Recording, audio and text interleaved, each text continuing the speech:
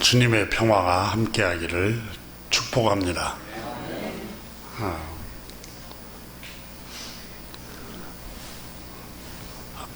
조선시대의 유일한 의서였던 동의보감, 허준이 쓴 동의보감 내경편에 보면 명나라 때 의사였던 구선이라는 사람이 다음과 같이 말한 것을 허준 선생이 동의보감에 인용을 합니다. 잠깐 소개합니다. 노곤한 증상은 이유 없이 생기는 것이 경우가 있으니 이유 없이 노곤한 증상이 생긴다는 겁니다. 이 노곤한이라는 말은 몸이 피로해지고 마음이 몹시 지치고 고달픈 증상을 가리켜 노곤한 증상이라고 말합니다. 이 노곤한 증상은 이유 없이 생기는 경우가 종종 있다는 겁니다. 노곤한 증상은 반드시 무겁거나 가벼운 일을 하거나 하루 종일 아주 바쁘게, 그 번역서에 보니까 날래게 일을 하여서만 생기는 것은 아니다. 한가한 사람에게 이 병이 생기는 경우가 있는데, 한가하게 즐기는 사람은 거의 기력을 쓰지 않고 활동을 하지 않고 포식을 하고 나서 앉아 있고 누워 있으므로 경락이 통하지 않는다, 그렇게 적었습니다. 이 경락이라는 단어는 오장육부를 말합니다. 우리 내장, 간, 심장, 비장, 폐장, 신장, 이런 이 5가지 내장을 가리켜서 경락이라고 또 말하는데, 6가지 기관도 같이 포함됩니다. 창자, 쓸개, 방광, 이게 수분 대사를 관장하는 기관을 이르는 말인데, 이게 잘 통하지를 않는다는 겁니다. 너무 한가하면은, 늘 앉아있고, 늘 누워있고, 소파에 앉아서 늘 TV만 경청하고 있으면, 오늘날로 말하면, 경락이 통하지를 않고, 그러니까 건강하지 못하다는 거예요. 이렇게 한가한 사람에게 이 병이 생기는데, 한가하게 즐기는 사람은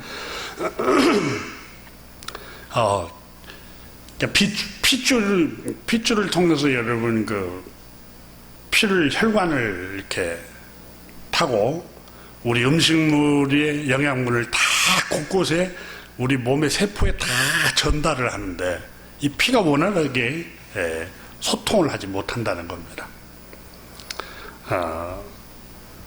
그래서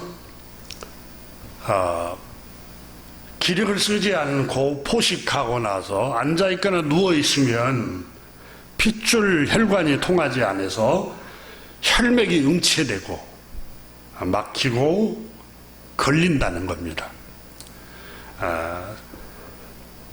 그래서 건강하지 못하다는 거예요. 건강하지 못하다는 거예요. 한가한 사람에게 생기는 병이라고 적었습니다. 실제로 전도서 5장 12절에 보면은 노동자는 먹는 것이 많든지 적든지 잠을 달게 자거니와 부자는 그 부유함 때문에 자지 못하느니라 그랬습니다. 그러니까 불면증이 노동자에게는 거의 찾아오지 않는다고 말합니다. 그러니까 아주 힘든 일을 하고 땀을 흘리고 노동을 하고 이런 사람들에게는 이런 정신적인 질병이 많이 찾아오지 않는다는 겁니다. 배부르고 풍요롭고 포식하고 또 기력을 쓸 때도 없고 늘 앉아있고 누워있고 이 노동을 안 해도 생활이 가능한 사람들, 이런 사람들에게 여러분 우울증도 많이 오고 공황장애도 많이 오고 불안장애도 많이 찾아온다는 겁니다. 그래서 성경은 노동은 하나님이 주신 선물이라고 말하고 있습니다.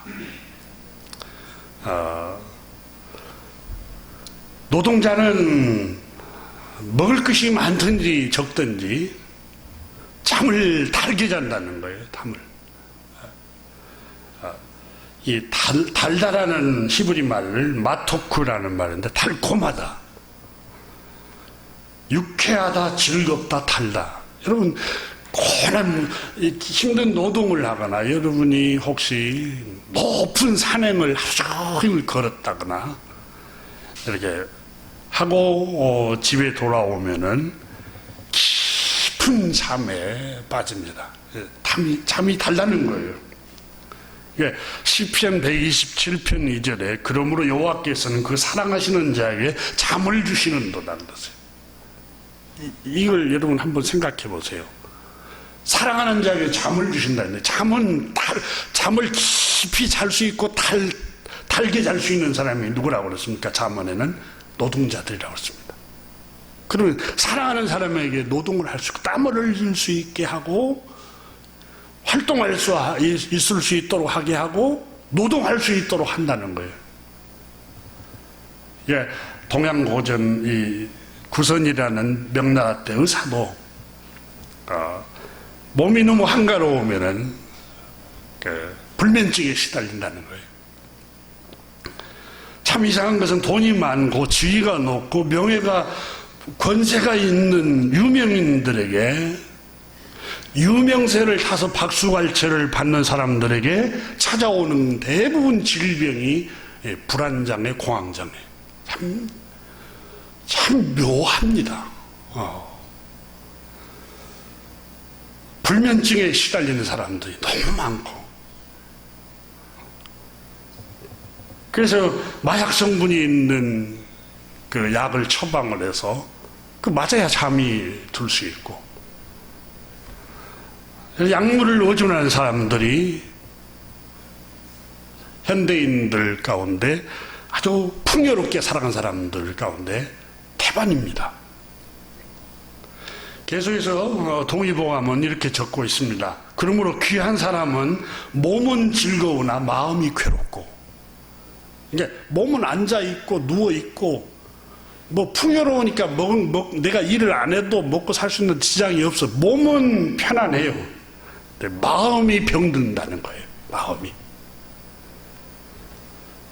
그러니까 몸은 즐거우나 마음이 괴롭고, 천한 사람은 마음은 한가하나 몸이 고달프다. 이 천하단 말은 이렇게 번역이 그렇게 되어 있습니다. 노동자들, 힘쓰고 땀 흘리고 이렇게 노동하는 사람들에게는 몸은 조금 고달프지만 마음은 마음은 평안하다는 거예요. 마음의 질병이 많지 않다는 겁니다. 저는 이 글을 읽으면서 하나님의 말씀이 너무 정확하구나. 하나님, 창조주 하나님 말씀은.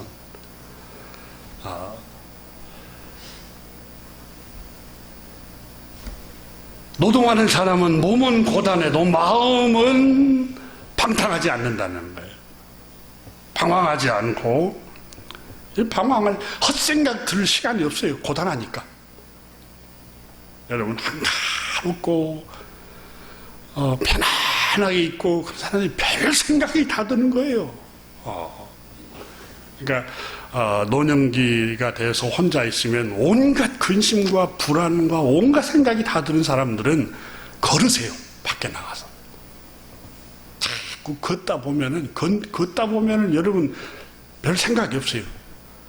아니면 여러분 농사짓고 텃밭을 일군 사람들은 이게 온갖 잡생각을 할 생각이 없어요. 그래서 아우렐리우스 명상록에 보면은 노년에 관하여 책을 보면은 이렇게 고단하게 활동하라고 나오잖아요. 귀한 사람은 즐기고자 하는 욕심이 시도 때도 없이 생기고, 그 구선이라는 분이 그렇게 말했습니다.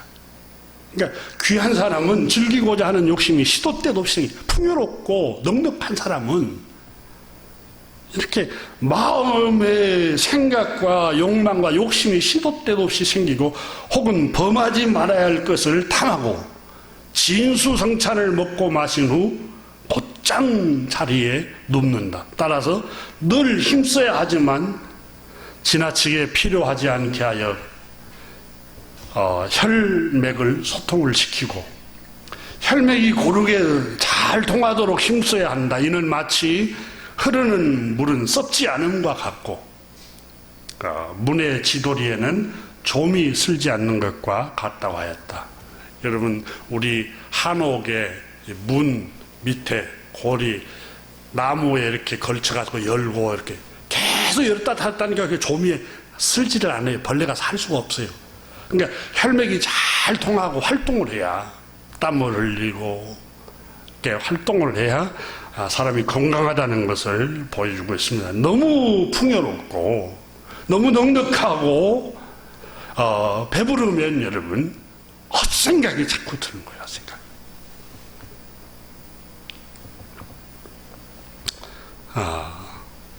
좋은 환경, 금수저 환경에서 태어났다고 복받은 게 아닙니다, 여러분. 저는 우리 한국의 정치하는 분들을 보면서 최고의 대학을 나오고 최고의 금수저 집안에서 태어나고 최고 그 사법고시 학교에서 그 자리에 올라가서도 거기에 족하지 못하고 계속 비굴하게 그 뭔가를 쫓아가는 모습 보면서 참 불쌍한 사람들이다. 물론 그 중에는 백성들을 위해서, 우리 국민들을 위해서 사명감 때문에 하는 사람들이 간혹 있지만,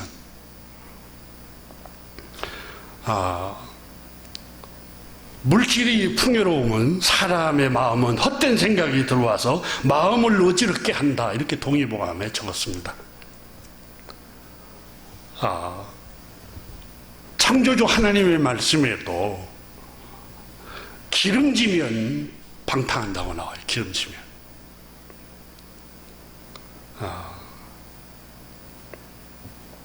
오늘 본문에 나오는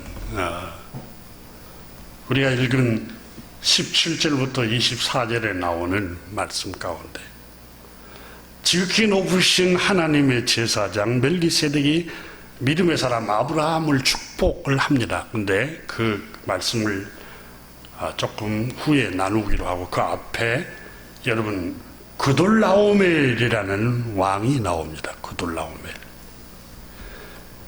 이 왕, 엘람 왕이죠. 엘람 지역의 임금입니다.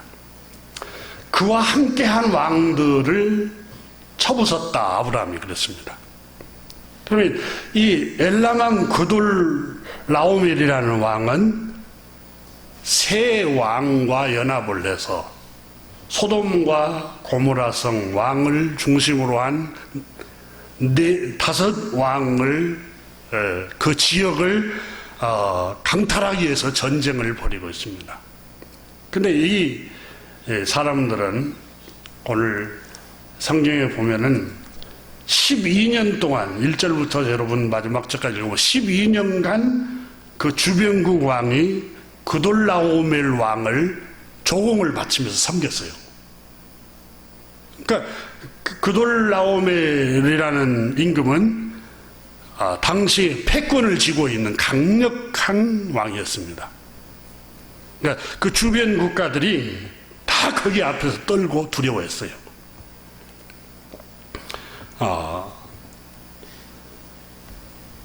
14장 4절을 한번 여러분 주목해 보시기 바랍니다. 4절에 보면은 이들이 12년 동안 그돌라오멜을 섬기다가 제13년에 배반한지라. 12년간을 그냥 종이 주인 섬기듯이 양식을 갖다 바치고 귀중품을 갖다 바치고 이 그돌라오메를 섬겼어요. 왕을 괴롭히니까. 그러니까 생산한 존귀한 농산물들, 또 양떼 소떼들, 또 금과 보석을 갖다가 바쳤겠죠. 12년간을 섬기다 보니까 자기들이 통치하고 있는 백성들이 너무 고달파요. 그러니까 배반을 하는 거예요.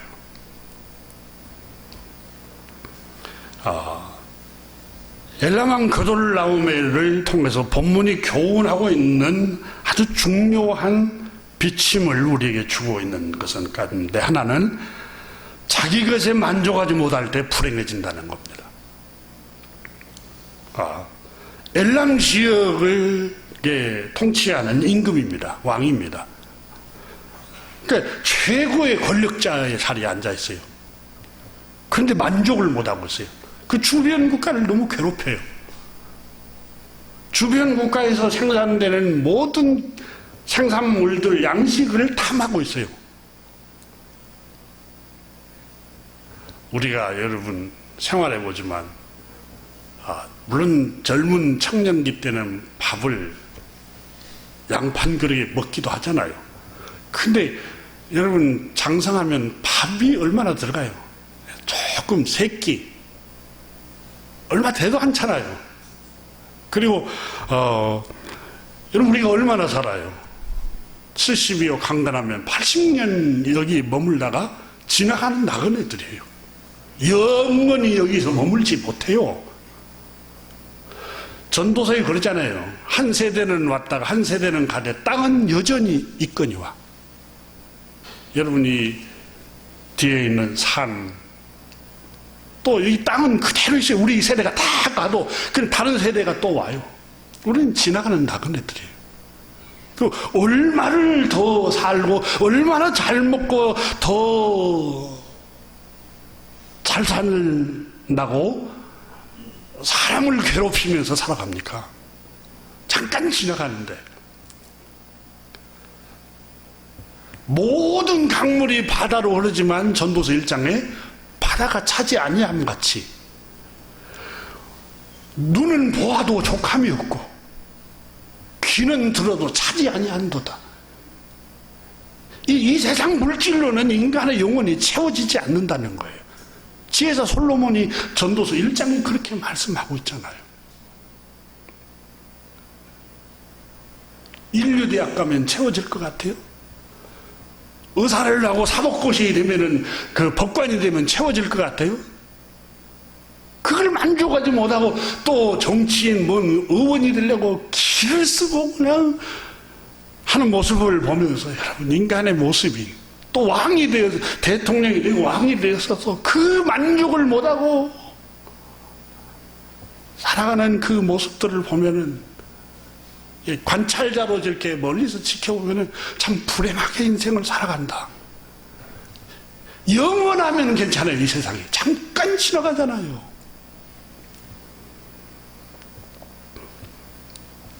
부모로 있는 시간도 잠깐입니다. 영원할 것 같이 자녀들에게 권세 부리면 안 돼요. 도움이 필요하면 도움도 주고, 꼭 내가 그게 디딤돌이 될 시간이면은 디딤돌이 되어주기도 해야지요. 그 영원할 것 같아요? 우리가 갖고 있는 소유 영원할 것 같아요?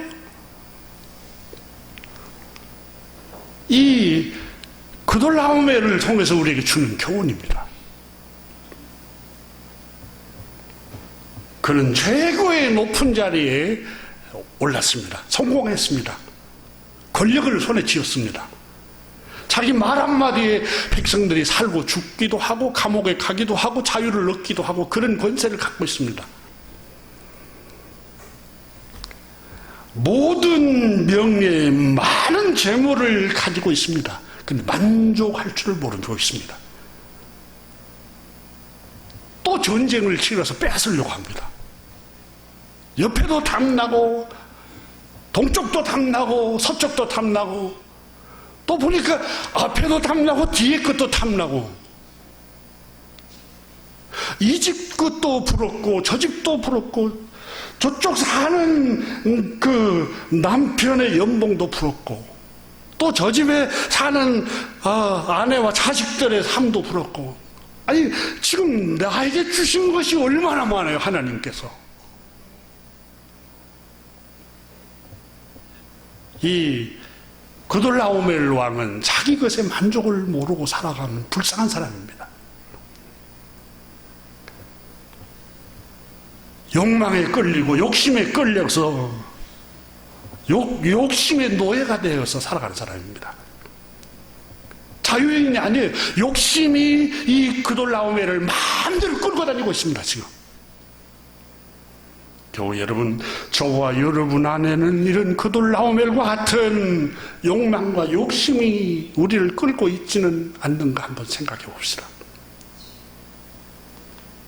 항상 마음이 채워지지 않아서 늘 불만이고 욕심만 내고, 다 가졌어요. 가정도 있어요.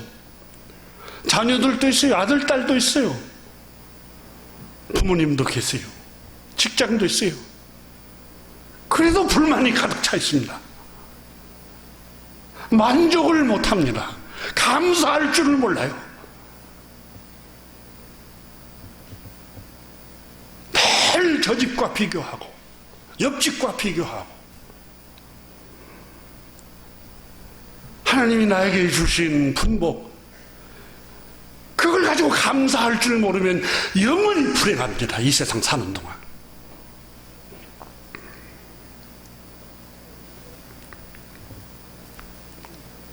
그돌라오멜 이 임금님, 이 왕, 세상 권력을 다 쥐고 있는 이 왕은 참 불행한 사람입니다.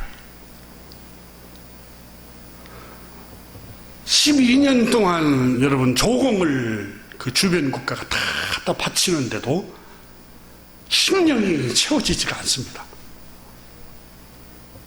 안 채워지니까 계속해서 또 바치라고 하고,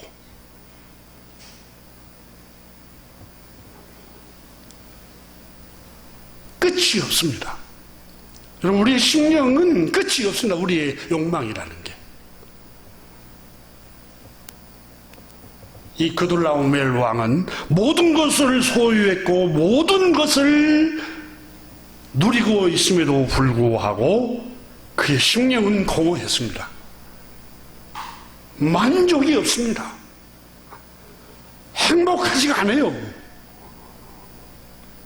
왜 사람들이 저렇게 비굴하게 살아갈까? 저렇게 많이 배우고 많이 가지고 많은 소유를 갖고 있고 많이 권세를 누리고 있는데 왜 저렇게 욕망에 끌려서 살아갈까? 불쌍한 사람들입니다. 행복이 없어요. 그 안에 평안이 없어서 그래요. 평안이 없고. 여러분, 평안이 있는 사람들은, 영국의 황제 루이스가 여러분 시차를 나갔다가 시골 방앗간에서 방안을 찍고 있는 농부가 세상 사람 날 부러워 아니하여도 나도 역시 세상 사람 부럽지 않네. 하나님의 은혜를 생각할 때에 할렐루야 찬송이 저절로 나네. 영국 황제 루이스가 날 부러워. 나는 세상 사람 부럽지, 하나님의 은혜를 생각하니까. 세상에 가장 불쌍한 사람이 있다면 자기 것에 만족할 줄 모르는 사람입니다. 더 큰 욕심을 내고 늘 비교하는 사람이에요. 비교하는 사람. 비교하는 사람들은 만족할 줄 모릅니다. 여러분, 열왕기상 21장에 보면은 참 불행한 임금이 기록이 되고 있습니다. 역사서에 이 왕을 이야기를 기록하면서 이렇게 불행하게 살지 말라고 교훈합니다.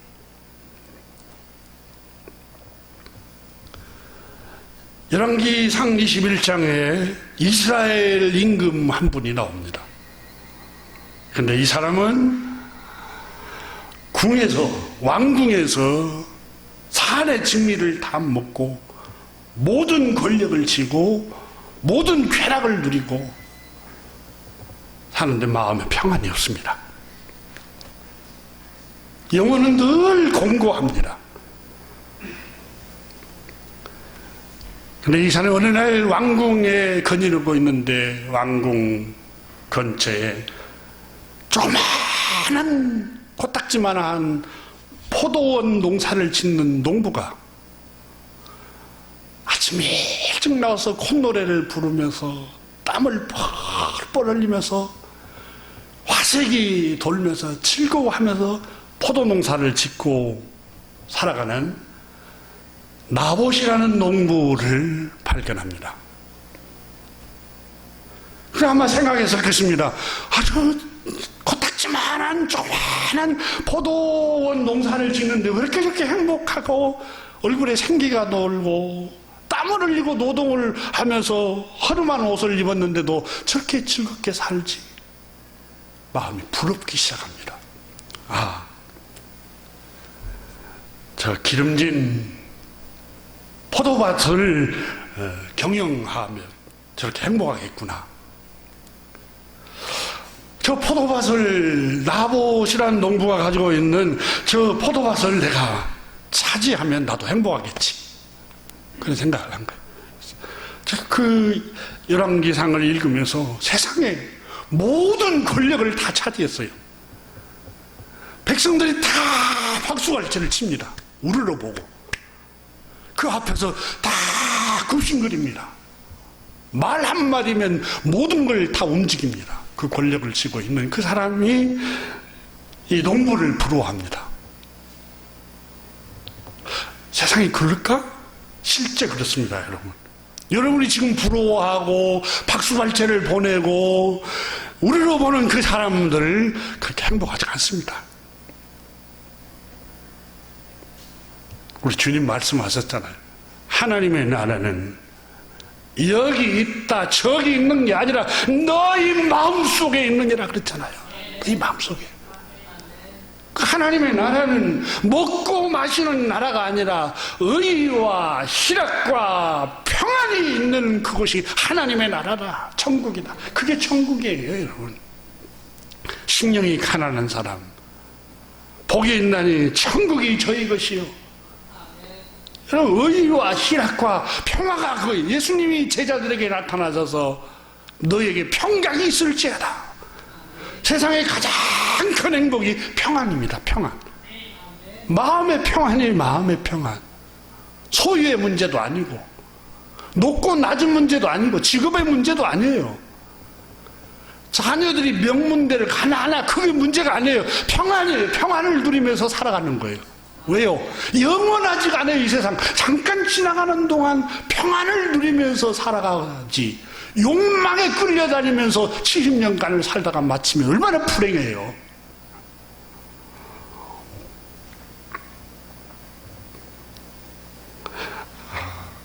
사람의 심령과 영혼은 참으로 묘합니다. 좋은 집안, 문벌 좋은 집안에서 태어나고 자라고 모든 교육과 혜택을 경제적인 부족함이 없이 살아온 사람이라면 우리가 생각할 때도 행복하겠다. 실제 행복하지 않습니다. 통계를 여러분 보면은 하나님이 우르르 보고 어마어마한 연봉을 받고 또 부요한 재물이 있다고 해서 행복한 게 아니에요.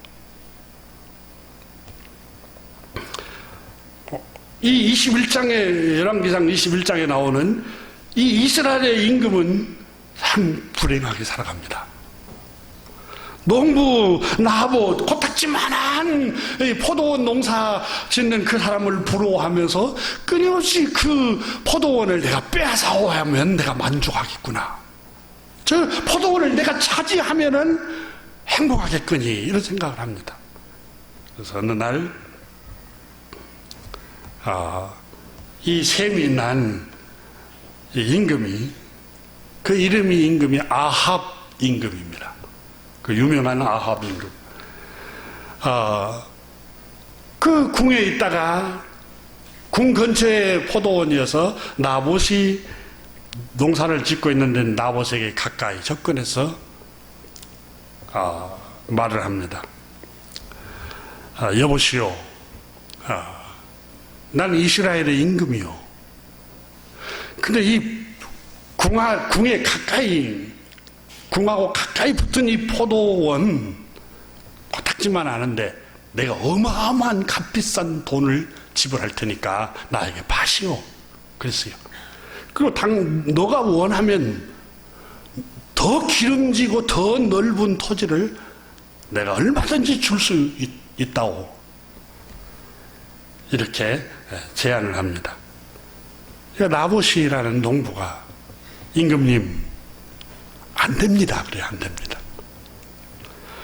이것은 우리 선조들이 대대로 물려준 선조들의 정성과 선조들의 이 전통이 흐르고 있는 땅입니다. 임금님께서 보시기에 내가 볼 때 코딱지만 하고 이게 가치가 없게 보이는 것은 사실입니다만은 우리 선조들의 전통이 묻어 있고 또 땀이 묻어 있기 때문에 내가 함부로 팔 수가 없습니다. 이렇게 말을 합니다. 그러자 이스라엘의 임금은 화가 난 거예요. 화가. 아니 이 아무런 지위도 없고 힘도 없고 하찮은 농부 주제에 아니 최고의 권력자인 임금의 말을 거역하다니. 그러면서 화가 나고 분이 나서 집으로 돌아와서 들어 누워버립니다. 화를 못 이겨서. 그래서 왕비가 자기 남편이 밥을 먹지 않고 들어 눕고 신음신음하고 식은땀 흘리고 있으니까 임금님 왜 그러십니까? 무슨 근심이 있습니까? 뭔 걱정 때문에 이렇게 식사도 안 하고 들어 누웠습니까? 아니 내가 왕궁 가까이에 있는 포도원, 조그마한 코딱지만한 포도원 농사를 짓고 있는 나봇에게 내가 얼마든지 땅을 더 큰 것 주고 더 값비싸게 주고 그럴 테니까 그걸 나한테 팔으라고 했더니 그걸 단칼에 거절해버리지 않소. 내가 그게 아니 세상에 임금의 말에 듣지도 않고 거절하는 모습 보고 내가 놀랬소. 아마 구체적으로는 기록이 되고 있지 않지만 그랬을 거예요. 어떻게 그 농사 짓는 농부는 담대한 삶을 살 수 있을까? 이걸 거절하고 임금의 말 더 많은 이익이 있어도 그걸 거절할 줄도 알고 어떻게 그렇게 담대하게 살아갈 수 있을까? 그것도 그렇지만은 임금의 말을 거역하고 그걸 못 뺏어온 것 때문에 화가 난 거예요.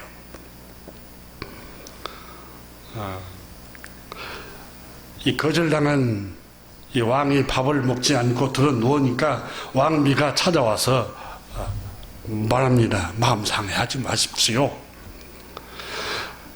음식을 들고 힘을 얻고 침대에 누워만 계시지 말고 일어나십시오. 내가 빼앗아서 임금님께 드리겠습니다.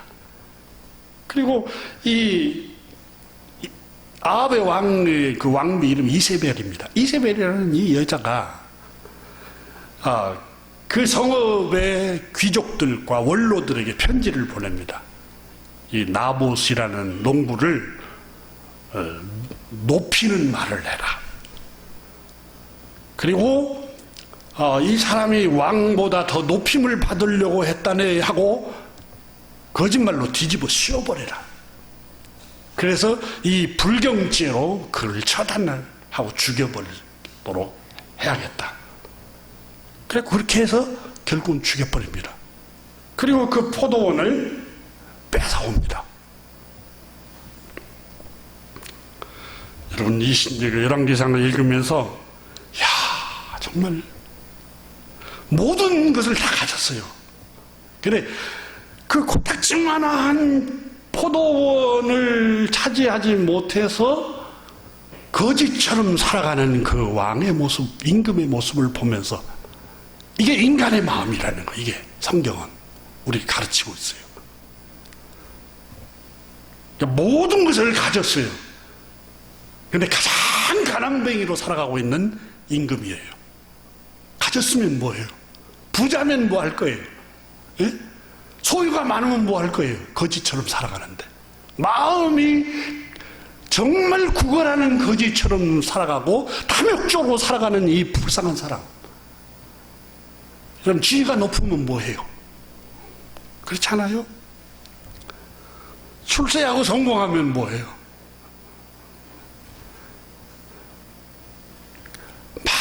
많은 것을 가진 부자여도 가장 못 가진 궁핍한 가난한 구걸하는 사람 거지와 같이 마음 상태가 그렇게 살아가고 있습니다. 여러분, 우리 주변에 그와 같은 삶을 살아가는 사람들이 얼마나 많을까요? 우리가 현실적으로 보고 있는 우리 국가의 텔레비전에 나오는 현실 정치인들 모습 보면서도 여러분 느낄 거예요.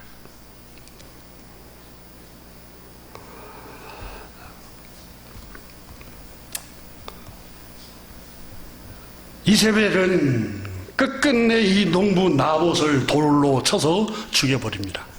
그리고 그걸 빼앗아 와버립니다. 그리고 그것을 자기 남편에게 갖다가 바칩니다. 그러면 포도원을 차지한 이 이스라엘의 임금은 행복했을까요? 21장에 그렇게 21장 20 계속해서 보면은 아주 불행합니다. 마침내 그는 하나님의 심판을 받아서 전쟁터에 나가서 죽임을 당하잖아요. 시체로 죽임을 당하고 그 집안이 다 망해버립니다. 그런데 살아있을 때는 죄가 그 나봇을 죽인 죄가 이 이스라엘의 임금 아합 왕을 쫓아갑니다. 계속해서 괴롭혀요. 그 죄책감이 끊임없이 괴롭힙니다. 너는 다 가진 모든 것을 가졌어도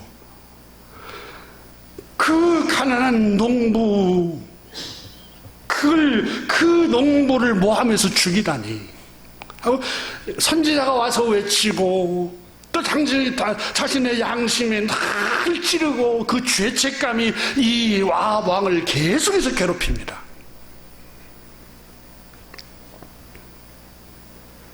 그래서 민수기 32장 23절에는 너희 죄가 반드시 너희를 찾아낼 줄 알라 그랬습니다. 죄가 따라다니면서 괴롭힌다는 거예요. 죄를 지면. 이 죄가 반드시 너희를 찾아낼 줄 알라. 이 말씀에는 여러분 죄책감이나 후회, 양심에 찌른 그것들이 가책이 끊임없이 찌르고 그것 때문에 시달리고 불안하고 두렵고 끊임없이 괴롭히게 될 것이라는 겁니다. 그래서 우리 속담에도 그러잖아요. 여러분, 때린 사람은 불안하고 다리를 펴서 못 자는데 맞는 사람은 다리를 쭉 펴고 잔다고. 그러지 않습니까? 우리 속담에도. 그러니까 여러분, 성공하고 차지하고 지배하고 이겼다고 해서 편안한 잠을 자는 게 아니에요. 마음을 비우고 주님께서 나에게 주신 것 즐거워하면서 만족해하면서 주님 감사합니다. 복음서에 나오잖아요. 요한복음에도 이 5,000명이 넘는 숫자를 어떻게 먹일 수 있습니까? 불평하지 말고 너희 중에 있는 것을 가지고 하라. 보리떡 5개와 물고기 2마리 가지고 주님 그 갖고 하늘 아버지께 감사를 드리잖아요. 감사를 드리니까 기적이 일어나잖아요. 기적이 풍요로워잖아요. 이 5,000명을 먹이고도 12강주리가 남았다는 말은 풍성해졌다, 만족한다 그 말이에요. 감사할 때 만족하고 감사할 때 욕망에 끌려다니지 않는다는 거예요. 작은 일에 감사하고 아버님이 있어서 감사하고 어머님이 있어서 감사하고. 아버지 여러분 부담스러워하는 것은 인생을 잘 모르는 사람들이에요. 어머니 아버지 목소리만 들어도 얼마나 감사합니까? 자녀들도 여러분 자녀 때문에 내가 부담스럽다 그렇지 않아요. 자녀의 목소리만 들어도 감사하고 그냥 있는 거 감사. 잃어버린 거 없어진 것 때문에 아쉬워하고 마음 아파하고 괴로워하고 우울해하지 말고 그냥 있는 것 자체, 지금 있는 것 자체 받아들이면서 감사해야 돼요.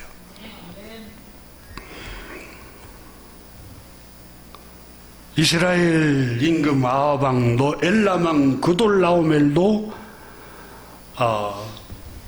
모든 것을 가졌지만 불행하게 살아갑니다. 참 불쌍해. 7, 80년 사는 동안.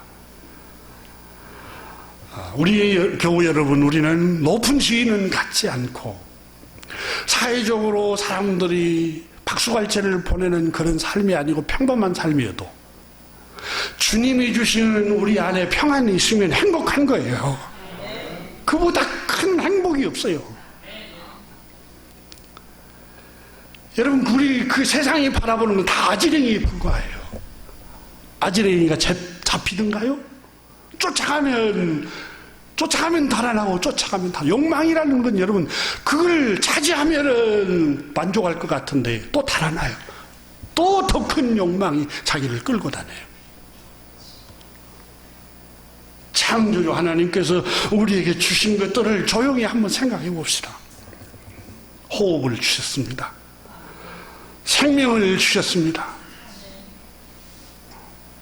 여러분 시편을 읽으면서 다윗이 여호와야 내가 자고 깨어 있으니 주께서 나를 붙드심이니이다. 다윗은 그게 은혜인 줄 몰랐어요.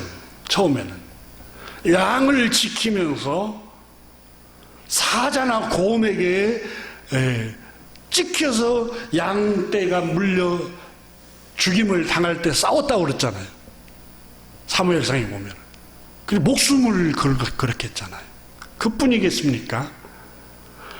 골리앗과 전쟁을 할 때 그 어마어마한 장수에게 맞아 죽을 뻔했고 전쟁터에 나가서 수없이 죽음의 위기를 넘기고 망명을 가서는 죽임당할까봐 수염을 기르고 미친 채 하면서 침을 흘리고 굉음을 지고 미친 채 하잖아요. 살아남기 위해서. 그리고 경험하고 나서 그가 고백하기를 여호와여 내가 자고 깨어 있으면 주께서 나를 붙드시기 때문에 내가 오늘 있습니다 라는 고백이에요. 여러분 이런 고생이나 이런 아픔이나 이런 위험이 없을 때는 당연한 거지. 오늘 하룻밤 자면 내일 있는 거 나한테 당연한 거지 이렇게 생각하지. 사선을 넘나드는 경험을 하는 사람들은 은혜의 힘을 알아요. 은혜의 힘을.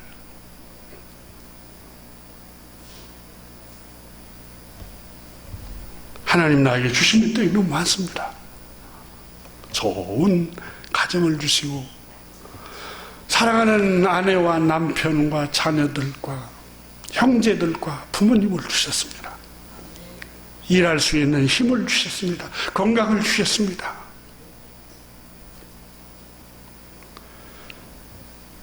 제가 이 설교를 쓰면서 이 찬송가 27장이 생각이 나면서 부르면서 눈물을 냈는데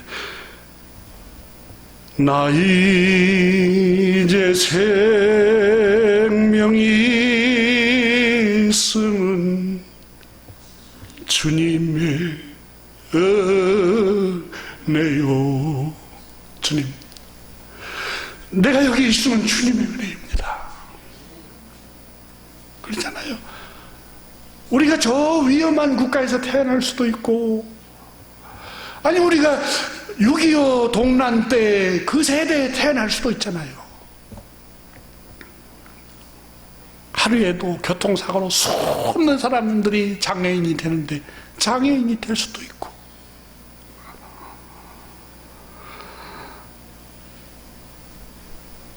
저 사망 권세 이기니 큰 기쁨 넘치네. 영죽을 나를 살리려 그 영광 떠나서 그 부끄러운 십자가 날 위해 지셨네.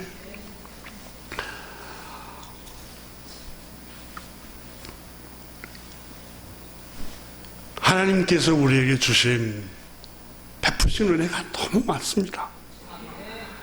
사람은 비교하면 끝도 없이 불행해집니다. 그러나 너에게 주신 복을 생각해 보아라. 찬송가도 있잖아요. 아주 작은 것에 감사. 주님 그러셨잖아요. 작은 일에 충성하면 큰 일에도 충성된 사람이고, 여러분 작은 것에 감사할 줄 모르는 사람은 큰 것이 와도 감사 안 됩니다. 정말이에요. 한번 해보세요. 안 돼요. 아주 소소한 것, 작은 것에 감사하고, 식물을 보고 감사하고, 또 아침 저녁으로 서늘한 바람이 불어오면 그 바람결에 감사하고, 그렇잖아요. 이게 작은 것에 하나씩 감사하면은 인생이 행복해집니다. 하지만 늘 비교하고 욕망을 쫓아가면은 끊임없이 심연 속에, 불행의 심연 속으로 빠져듭니다.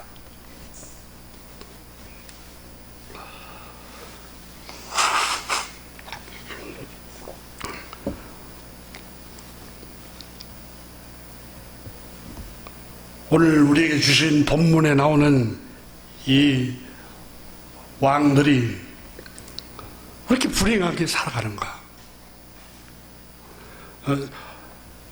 17절에 그랬잖아요. 아브라함이 그돌라오멜과 그와 함께한 왕들을 쳐부수고 그랬어요. 아마 그돌라오멜 왕이 죽었을 것 같은데요. 쳐부숴버렸다 그 말은. 죽어버리고 다 사라져버린 거예요. 그 만족할 줄 알고 또 그 소소한 것에 기쁨을 누렸더라면은 뭐 전쟁을 하겠어요? 자기 욕망 때문에 수많은 청년들을 전쟁터에 총알바지로 내보내는 사람들, 주님 이 악마 같은 사람들을 심판해 주십시오. 막 화가 나요. 기도도 나오고.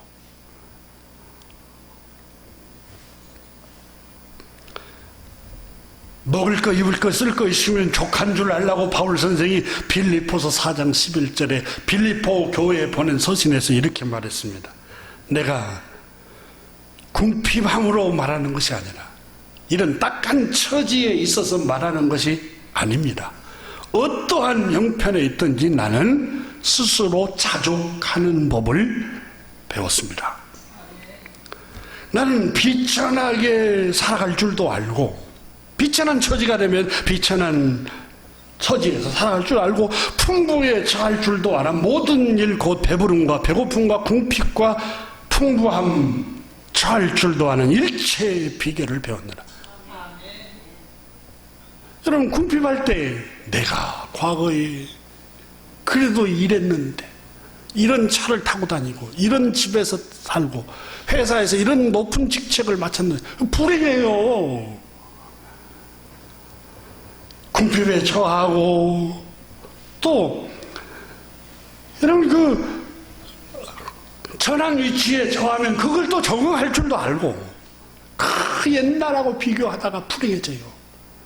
옛날에 내가 안 그랬는데, 옛날에 우리 친정집에서는 안 그랬는데 내가 시집 왔고 왜 이렇게 고생한가 모르겠어. 불행해요. 그러면 끊임없이 불행해집니다. 그래서 바울 선생은 내게 능력 주시는 자 안에서 내가 모든 것을 할 수 있느니라. 이 말은 모든 어떤 형편과 처지에서 적응할 수 있었느니라 그랬어요. 그게 올바른 번역입니다.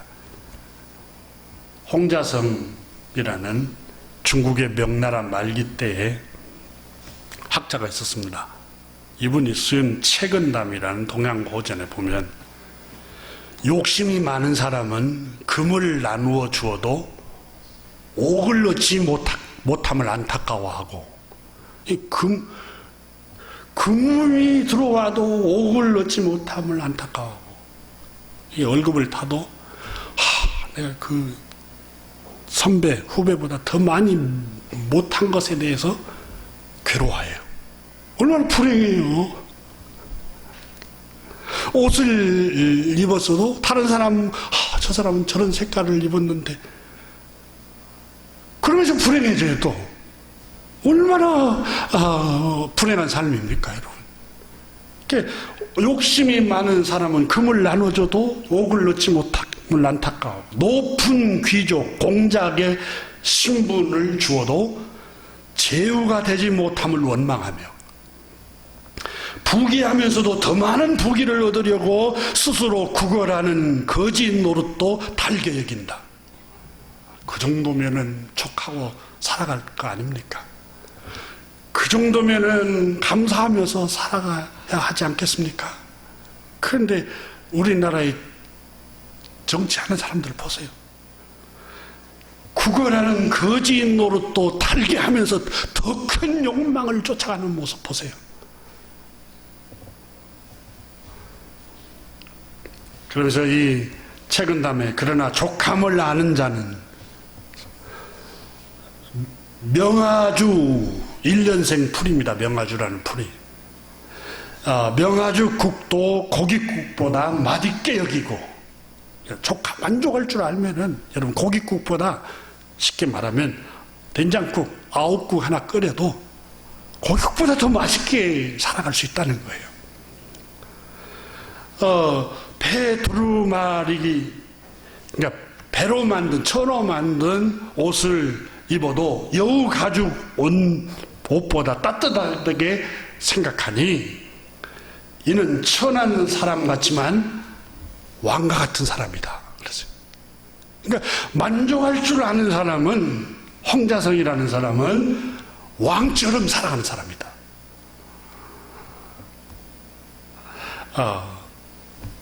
전도서 3장 22절에 그러므로 나는 사람이 자기 일을 즐거워하는 것보다 더 큰 행복이 없음을 나는 알았다.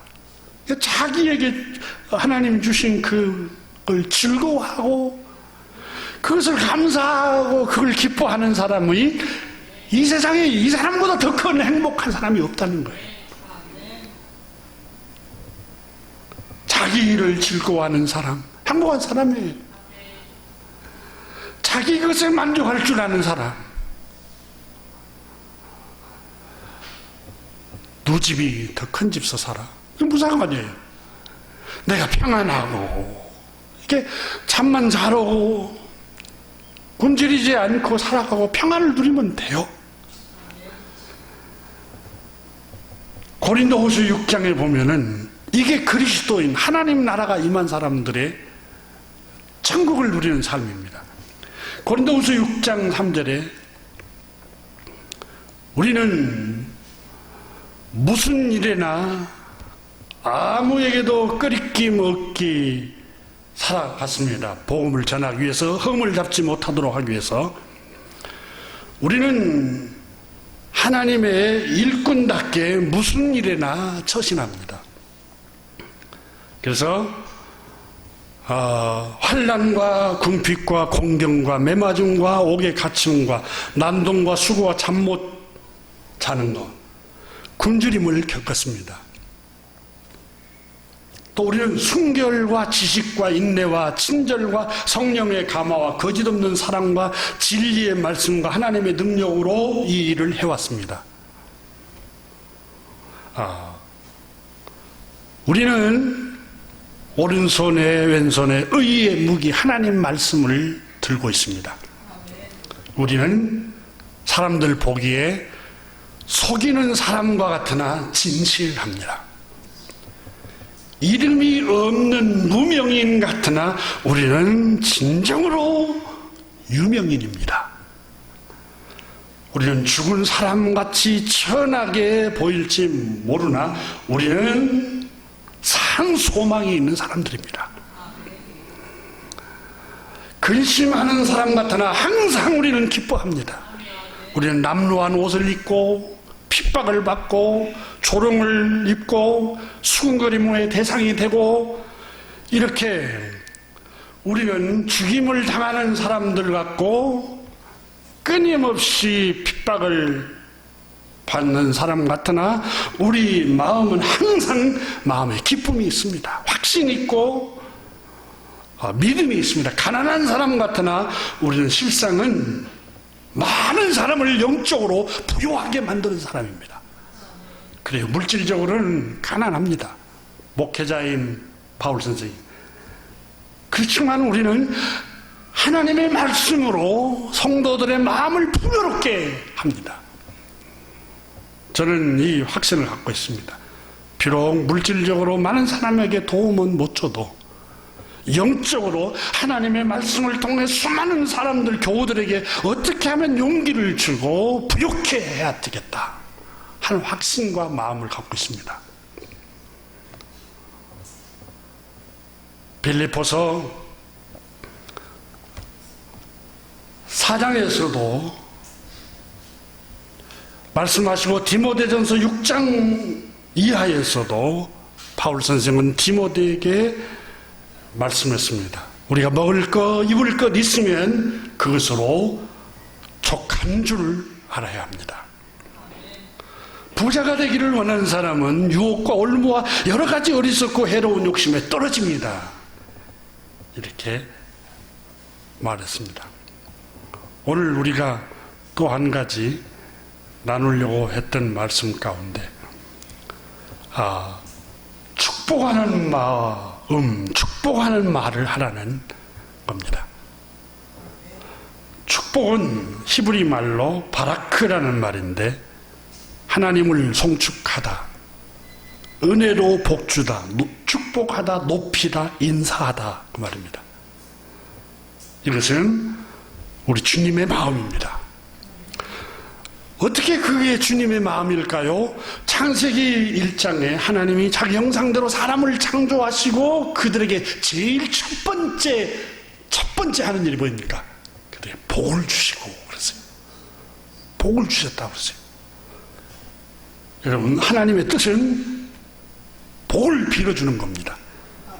우리 같이 민수기 6장 22절에 보면은, 이하에 보면 여호와께서 모세에게 말씀하여 이르시되 아론과 그의 아들들 제사장에게 말하여 이르기를 너는 이스라엘 자손을 위하여 이렇게 축복하여 이르되 여호와는 너에게 복을 주시고 너를 지키시기를 원하며 모세를 통해서 하나님 말씀하시기를 제사장들에게 주님이 누구시냐, 창조주 하나님이 누구시냐, 창조주 하나님 아버지가 누구시냐, 하나님은 너에게 복을 주시기를 원하신 분이다.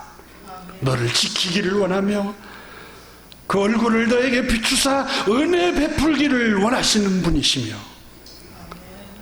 얼굴을 너에게로 향하여 평강 주시기를 원하노라, 이렇게 축복할지니라 그랬어요.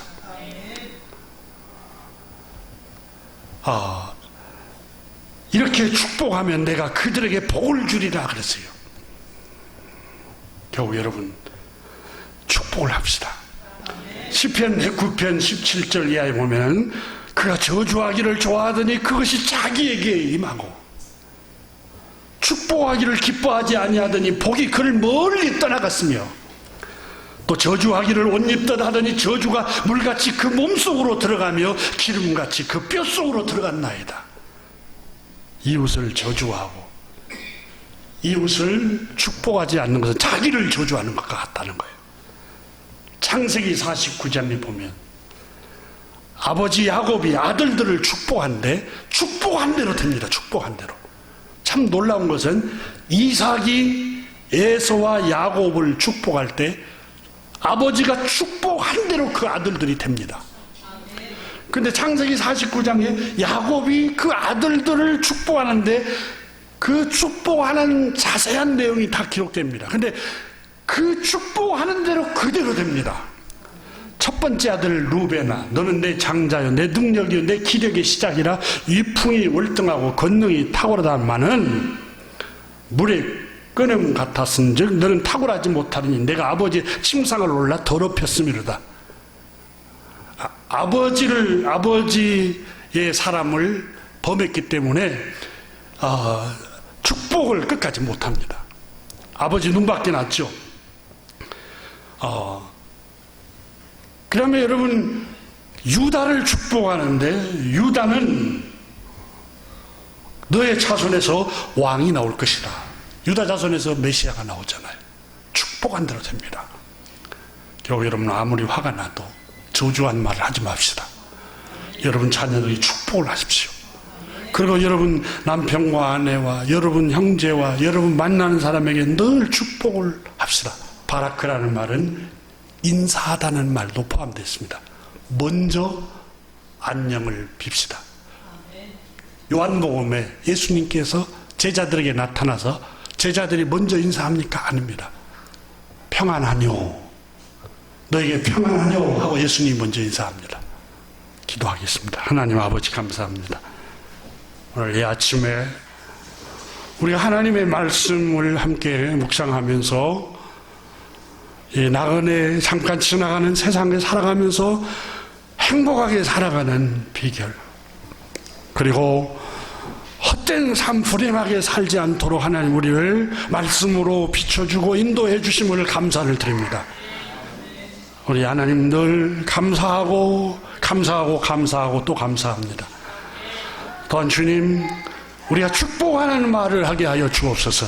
하나님 우리 교회 성도들, 장로님, 권사님들 장수의 복을 주시고 강건하게 하여 주시고 성도들 가정, 식령, 자녀들에게 늘 평안으로 인도하여 주시고 어떤 시련과 고난을 만나도 믿음으로 다시 굳게 일어서게 하여 주옵소서. 하나님 영혼이 잘되고 범사도 잘되고 육체도 강건하고 번성하는 복의 복을 더하여 주옵소서. 예수 그리스도 이름으로 축복하며 기도드립니다. 아멘.